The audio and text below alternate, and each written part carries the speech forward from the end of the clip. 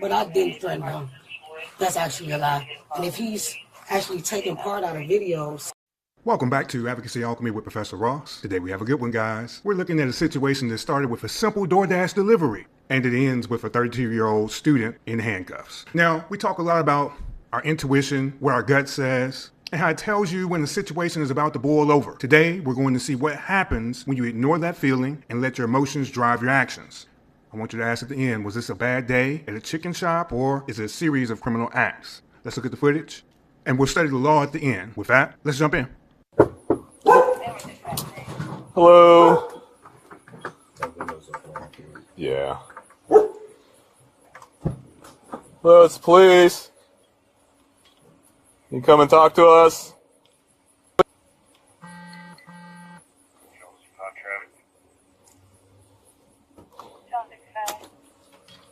Hi there. Hi. Can you come on out? We just need to talk to you about something.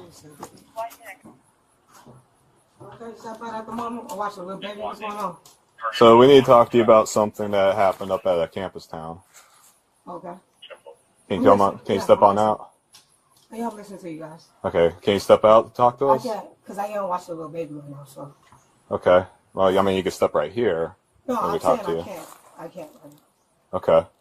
Well, I mean, there's something that happened up there, and we need to talk to you about it. Otherwise, there's probably going to be a 49 put out for your arrest. What's that for? Well, I need to talk to you about it, but I can't do that like this. All right? All right. So go ahead and put your hands behind your back.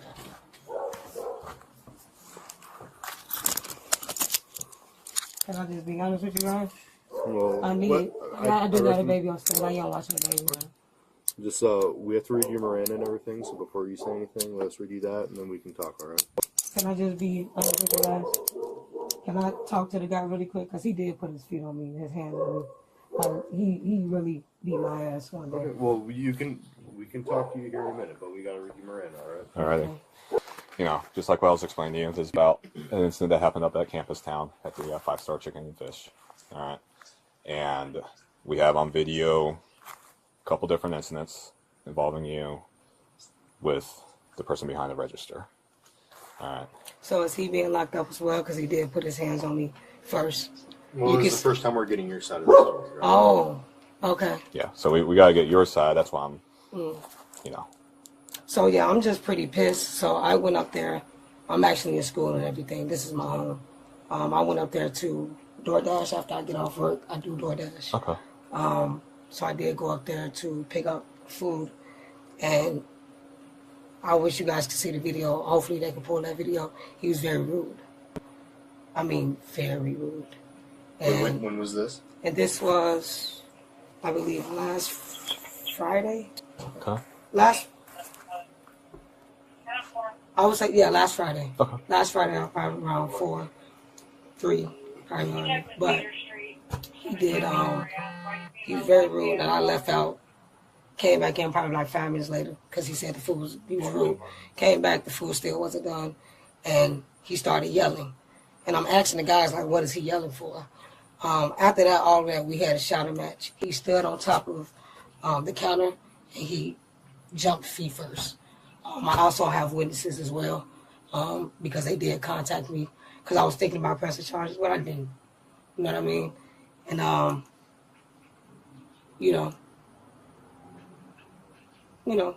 and that's not even probably, that's where it stemmed from. Okay. So then what happened today then? Actually, nothing happened today. I knocked over his bananas when I left out. Okay. Yeah. I mean, I didn't break anything, I didn't destroy anything, but I did knock over his bananas when I left out. Was there anything said? What do you mean? Was there anything said while you were there today? Did he say anything to you? Did you say anything to him? Yeah, he said, let me talk to you. He said, that's what he said, he started because he's an Arab. He said, let me talk to you. He said, that happened a while ago, because he wanted to explain himself. That happened a while ago, but it was just last Friday. It's not even Friday yet. Tomorrow's Friday. So, and then after that, I'm like, no, you can't talk to me because you put your hands on me first. I'm a female. I could take a hit. I actually wanted to apply for the police officer. I don't have a misdemeanor or a felony. So I was able to take a hit, you know what I mean? But the fact of the matter is, you see how you on my porch right now because the bananas fell? I worth more than that.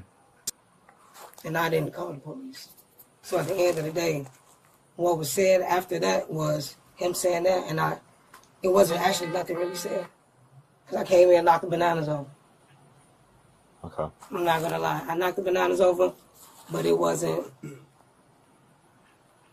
you know, Sure. I didn't touch him, I didn't hurt him. I'm pretty sure I didn't break the fruit. Okay. All right. Well, I appreciate you being honest about today, because that's exactly what the video shows. Right? You just walk on in. You literally shove. It was bananas. It was apples. It was also a couple little iPad things. All right. Okay. Friday, there was also video. Everything scattered on the floor. Looked like there was a Facebook video also. Did you guys see the whole video? Because the video that was on Facebook was actually the second round. I actually came back to try to get my food again. You know what I mean? And Well, if you see me grab my food, he snatched it out of my hand. So tell us a little bit more about that, because you're a DoorDasher. Yeah. And I'm great stars. Very polite. Yeah. The way, like, it sounded like you like weren't, according to him, you didn't have the right information or the right thing to like confirm that was the food. Like, can you explain a little bit more about that? It was complete. I actually made a report with DoorDash. Okay. Yeah, I got it on my DoorDash. I made a report against the restaurant. Because he asked me, because if you a DoorDash employee, like me, I'm platinum. Like, I could go somewhere, like, I DoorDash this morning 45 minutes. I made 35 minutes. Sure. So, No cap. what, did you make any threats against him or his children or his school? No, he got school. So he was saying, and this is what we take seriously, Yeah. is that he was saying that you made threats, saying that you knew where his kids live, where he lives, and where they go to school. I didn't even think the guy had a green card. And I'm just being honest. Okay, so did you make those threats? No, I did not make those threats to him. That went beyond the video? No. This part seems to where it kind of crossed the line for him. That's mostly why he called. Oh, not me getting hit. Well, I mean, he's also claiming that he got hit, but that's what I'm saying. but the video was shown. He jumped. He was standing on top of a picture. Somebody. I'm already about 5'3". I mean, picture, and I got on boots. I got stuff inside of them. So I'm probably found one. Picture him standing on top of a thing, yelling, and he jumped feet first. You know what I mean? I've already been not threatened, but actually hit. So do you have video of this part? Actually, I got a witness who was there. They should have a video, y'all. You know how that video? There's enough. We have a video of the altercation. Yeah. We don't have a video Of him standing of up? your side. Oh, Yeah, that's so good. That's your good. side. I like that. I like a little line because that means somebody know they did something wrong. So, but at this point, is there anything else that you want to say about these two incidents? No, other than I didn't threaten him. I mean, he threatened me and my family. Why would you come back today and push the fruit over? You said, yeah, Why would you come back today and push the fruit over? probably because he jumped on my head with his feet. That'll hold some He resonation. jumped on your head? Yeah, with his feet. That's what I want y'all to have. Why did you never He call stood it? on the camera. Why didn't you call us when it happened? Because I had things to do. Yeah. I'm a busy person. I just told y'all I got a full-time job, part-time job, and I'm a full-time student. Okay. You see me? I'm in the house. And I'm not a kid. I'm 32. All right. So, But I didn't threaten him. That's actually a lie. And if he's actually taking part out of videos so y'all won't see it. sure. All right. So right now, we're going to take you to the back of this officer's squad car. Okay. And you do have some arrests. All right. So we're going to take you to the back of the squad car. So what are the arrests? So for today, disorderly conduct, criminal damage to property, and assault. And then for the incident on Friday, it's going to be aggravated battery, and what was the other one? Disorderly evidence. Yeah, it was another like So disorderly. am I able to press charges? So, Can I ask you do one you question? have any evidence or anything like that? I actually have witnesses, and the people. Are they who- non-biased? No, I don't know them. If you see the video, So How did they- you get the how did you get the witnesses' information? because You don't know. they actually uploaded the video that y'all said y'all saw, and I contacted the page, and it was me. I got the messages. That wasn't the female there that was holding the door open for you as you left. No. I actually have the messages. Okay. Well, we're gonna go to the back. Can I also ask you one more question? Though? Sure. Can I go and ask, or no? Can we ask the guy? Can we actually squash this? Because I am an adult. We are humans. I could squash it. I got you. The woman was charged with assault and disorderly conduct. All right, let's break this down. All right, we have two separate dates where incidents happen here. You have that last Friday, which was October 3rd, and you have the day of this incident, October 9th. All right, this is in Peoria, Illinois. So we're going to be looking at the Illinois compiled statutes. Let's start first with the criminal damage to property. This is found at 720 ILCS, Act 5, Article 21, Section 1. And when you see these numbers in Illinois, that's how they break them down. This first number here, you see 720, that's the chapter. ILCS is Illinois compiled statutes. That 5 means that's what act it comes from. That 21, that's what article it comes from. And that last 1, that's what section it comes from, okay? Here, the suspect admitted to knocking over bananas and apples, okay? Basically tearing up the store. Under the Illinois law, that's a Class A misdemeanor, and if the damage is under 500, okay, it'll stay as a misdemeanor. If it goes over 500, it becomes a felony. Now, when we talk about the iPad things that she mentioned, that if they were damaged, the total could easily go past that $500, and we'd be looking at a Class 4 felony. So with criminal damage, it's based on the value of the property that's damaged, okay? Next, disorderly conduct. This is found at 720 ILCS 526-1. By entering the business, shoving the displays, she performed an unreasonable act that provokes a breach of the peace. And that's what disorderly conduct is there for. It's for fighting, people being outrageous in public, people cursing when there's children around, things like that. In Illinois, this is usually a Class C misdemeanor, all right? It's punishable up to 30 days in jail, and there's probably a fine associated with it. Next, assault. This is found at Chapter 720, ILCS, Act 5, Article 12, Section 1. Assault in Illinois, it doesn't require that you actually hit the person. It only requires placing someone in reasonable apprehension of receiving a battery. Remember, battery is just unwanted touching. Now, her aggressive behavior in the store likely met the standard of assaulting the people there, making them fear that they're going to be injured by this woman. Next, you have aggravated battery. This is found at 720 ILCS 5/12-3.05. Now, aggravated battery in Illinois, it occurs if you're in a public place of accommodation. All right, that's what increases it. So if you're in one of these places like a restaurant and you get into a fight and you actually hit someone, it could be aggravated battery. Doesn't matter if the injury was minor, it's because of the location. You're fighting in public. Other people around, they don't want to be a part of your fights that are going on. That's a Class 3 felony, and that carries between 1 and 3 years in prison. And that's getting really serious, guys. If you can avoid fighting with people, avoid those fights. We're all too grown to be fighting people anyways, especially once you get in your 40s and 50s. What's the use? All right, next, let's move into our evidentiary standards. Remember, they're important every time that a person is going to have some police interaction or potentially be called into court.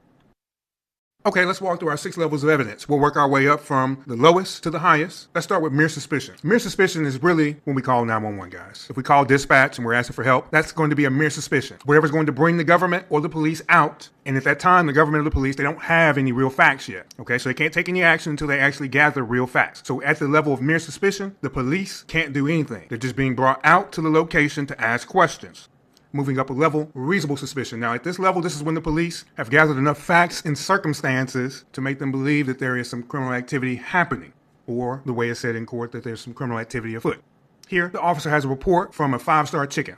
A clerk says that a specific woman was causing damage in the store. Additionally, the woman said that there was some sort of video that had been posted showing how she was acting in that store. All right, at this level of reasonable suspicion, it becomes legal for the police to stop you, ask you questions to see if there's actually a crime that's happening. All right, so at this level, the police can stop you, they can hold you there, and you're not free to leave. They can even put you in handcuffs. That doesn't mean you're under arrest yet. They still have to gather the appropriate amount of facts in order to make an arrest. But if you're ever stopped by the police, that's going to be called the Terry stop. And they're asking you what's going on, what's happening. At that time, when you're not free to leave, that's known as a Terry stop. They can pat you down, they can search for weapons on your person, they can ask you where you've come from, where you're going, why you're in the area, all those sorts of questions that will be used to ascertain if there's a crime happening. Now, moving up one more level, we have probable cause. Now, at this level, this is where someone's going to get arrested. Here, the woman admits, I knocked over some stuff in the store. This omission, combined with the clerk's statement and the video footage, creates a probability that a crime was committed. At this level of probable cause, that means that the police have enough facts and circumstances that would lead a reasonable person that was in their same position to say, yes, there's enough. Let's go ahead and make the arrest. Moving up one more level, we have preponderance of the evidence. Now, this is the first level where we're going to be in court, guys. This is where we go to civil court, and people are fighting over money. They may be fighting over a contract. They could be fighting over land, okay? There's many different things that can bring you into civil court. But remember, the amount of proof that they have to have is much lower. Preponderance of the evidence means that it's more likely than not that the claim I bring is true. All I need is 51% of the evidence in my favor to win. All my opponent needs is 51% in their favor to beat me. So here, if the store owner sues this woman for the mess she causes, or if she broke any of the computer systems in that store, he only needs to show that it's 51% likely that the woman is the cause of all the damage. Now, with her own confession on the body cam, he's already won this case. Moving up one more level, we have clear and convincing evidence. Now, this level means that it's highly probable, or there's a high likelihood that my claim will be successful. This is reserved for serious civil matters, and many times when we need to have more facts in our favor in order to win. If you're going to be brought into court by the IRS, you're going to need to bring your receipts. If you're saying someone has defrauded you, you need to be able to show what you lost. Or if you understand how the plan worked for them pulling the scheme against you, you have to bring those facts out and show the scam and show the scheme. In order to win at this level of clear and convincing evidence, you need about 75% of the evidence in your favor. So understand, that's quite a bit more evidence in your favor besides just having 51%. All right, finally, we have beyond a reasonable doubt. This is the highest standard in American law. It's usually reserved for only criminal cases. This standard means there's no other logical conclusion that the fact finder could come to besides the defendant being guilty of the charges brought against them. Now, if you were a juror on this case, the woman claims that the clerk started everything and jumped on her first, but the video only shows her knocking over stuff in the store. So what does your gut say in that situation? Does her story make any logical sense? Or is it a distraction from her own actions? That would be something for a jury to look at. In order to win these types of cases, the government has to prove from anywhere to 90 to 95% of the evidence has to be in their favor to gain a conviction. Now, if a person admits that they did something, the state already meets their burden, okay? All right, guys, I think this is a perfect example of why you should never ignore your gut feeling, your intuition. That little voice that just tells you, let's just leave this alone, let's walk away. Here, someone does something on a Friday, a woman returns almost a whole week later, tears up the store. That's what's landing her in the back of a squad car. Now, in the courtroom, your reason for committing a crime rarely justifies the act itself. This woman was a platinum level dasher and a student. Now, she's going to be a defendant. So, what do you guys think? What justifies someone to come back on a later day and tear up the store? Let me know in the comments. I know you guys are going to have some good ones about things that will cause people to come back. Don't forget to like, share, and subscribe to the channel. Remember, this is Advocacy Alchemy, and I am Professor Ross. I'll see you guys tomorrow. Have a great day. Stay safe out there. Come back tomorrow for another video from Advocacy Alchemy with Professor Ross.